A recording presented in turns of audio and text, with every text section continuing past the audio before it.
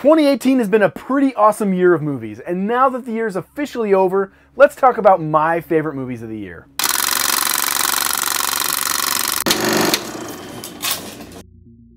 Now, I want to preface this video by saying that even though I saw more than 100 movies this year, I did not see everything. In fact, there are still some I really want to see. So if there's a movie that seems strangely absent from this list, chances are I didn't see it. And instead of boring you with an endless list of honorable mentions, check out this playlist of my honorable mentions for 2018, where I give specific reviews for each movie. Keep in mind, I'm not ranking these movies based on technical merit. Instead, these are just the movies I enjoyed the most throughout the year and will probably watch over and over again.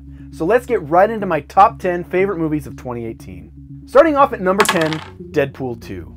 This is by no means a perfect movie, but in my opinion, it's one of the funniest movies of the year, and it was one of the most popular movies in theaters. I love the characters. It's so great to see Deadpool go even deeper into the X-Men universe, introduce us to new characters, and bring us a whole new level of comedy. And we even got 2 extra cuts of this movie during the year. We got the super duper Blu-ray DVD cut, and then we got the holiday re-release of Once Upon a Deadpool, which in my opinion is actually funnier than the original cut. This sequel is a great balance of comedy and action. It even takes things up to another level. I think this movie's better than the first one. A lot of people think Deadpool 1 is better than Deadpool 2, but that's a debate for a whole nother video. But Deadpool 2 is my number 10 pick of the year.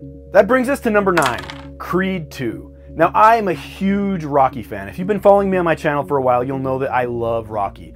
And this movie was the perfect sequel for me because Rocky 4 was the first Rocky movie that I saw and remember having an impact on me. And having this be tied directly to Rocky 4 and Creed 1, it was the perfect combination. Having Ivan Drago back on screen again, face to face with Rocky Balboa, oh, it's the stuff that gives people chills. It was such a brilliant idea to bring these characters back into the Rocky franchise. I will say Creed 1, from a technical perspective, is a little bit better. The boxing seemed to be a bit more realistic in Creed 1 than in Creed 2, but I loved Creed 2. Check it out if you like Rocky. If you like Creed 1, you've got to see Creed 2. It's a great continuation of the story. That brings us to number 8, Kodachrome. Now, this is one of 2 Netflix original films I have on my top 10. This one stars Ed Harris and Jason Sudeikis and Elizabeth Olsen, and it tells the heartwarming story of an estranged father and son who reconnect and their emotional journey on this cross-country adventure they go on. It's such a great film. If you guys really like good dramas with some comedy sprinkled in here and there, you've got to check out Kodachrome. It's my number 8 pick.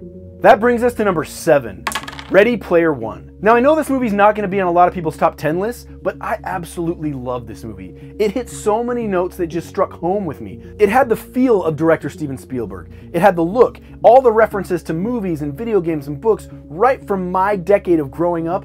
It was the perfect movie. It almost felt like it was made just for me. Now, as a fan of the book, I really appreciated how they hit the major beats in the story, but also changed things up to give us a little bit of, oh my gosh, what's going on here? This movie was so much fun. I'm so glad I saw it.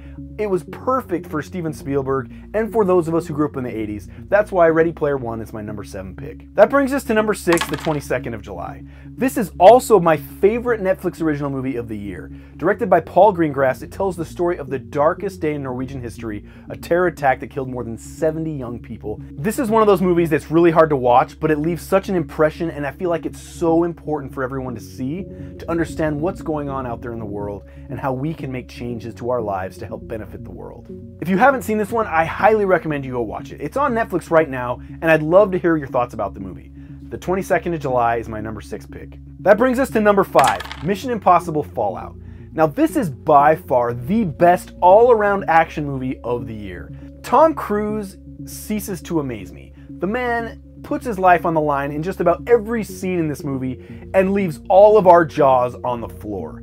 I mean, we know he hurt himself really bad in the movie, but it's funny because the stunt he hurt himself on was easily one of the less life-threatening stunts he did in the movie. It's so great. From beginning to end, it's non-stop action. If you even slightly like the Mission Impossible movies, you cannot miss this one. It is by far, without a doubt, the best Mission Impossible movie to date. And it really gets me excited to see what Tom Cruise is going to bring to us next. That's why Mission Impossible Fallout is my number 5 pick.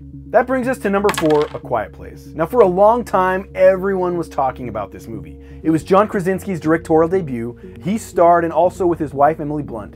This movie was so tense, and it was brilliant the way they used sound in the theater. It was the first time in a movie I was consciously paranoid about someone eating their candy too loudly. I mean, it was so quiet, it was brilliant how it built the tension. I loved it. Krasinski and Blunt give excellent performances. It's such a great horror sci-fi thriller. Definitely gotta check this out if you like this genre, and don't forget, you gotta be quiet. Shh. Quiet Place, my number 4 pick.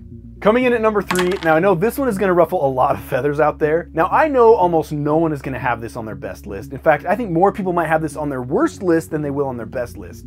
But Solo: A Star Wars Story was one of my favorite movies of the year. I feel like it came at the wrong time. I know a lot of Star Wars fans are divided right now. I feel like this movie came out way too close to the release of The Last Jedi, where people were so jaded that they didn't even want to give this one a chance, or they went into this one with a negative attitude. I thought all the actors did superb jobs portraying these iconic characters in their younger years. I thought the story was great. This was, in my opinion, the best Disney-era Star Wars movie, and it was overall a positive vibe. It felt like its overall tone was on par with the original trilogy. That's one of the reasons I liked Solo: A Star Wars Story so much. That's why it's my number 3 pick of the year. Coming in at number 2, Spider-Man Into the Spider-Verse.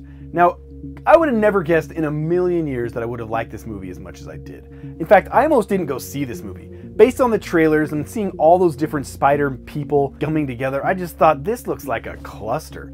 But I have to tell you, not only did the style of animation blow me away, the story was so great and there was so much emotion involved that I had not expected. It caught me off guard. I absolutely loved everything about this movie. The characters were great, the story was really interesting, and the visuals just pulled you in. My only regret with this movie was I didn't get to see it in 3D. I thought it would be really cool to see it in 3D. If any of you guys saw it in 3D, let me know down below. What was that experience like? This movie was so great. I really hope Sony takes this movie and builds something amazing on top of it. I mean, we could build a whole animated universe on this Spider-Man movie. And you know what? I think it would be a wise decision. It was such a great movie, and that's why it's my number 2 pick for 2018. And now my number 1 favorite movie of 2018 is Avengers: Infinity War. This wasn't just a movie, this was a cinematic event.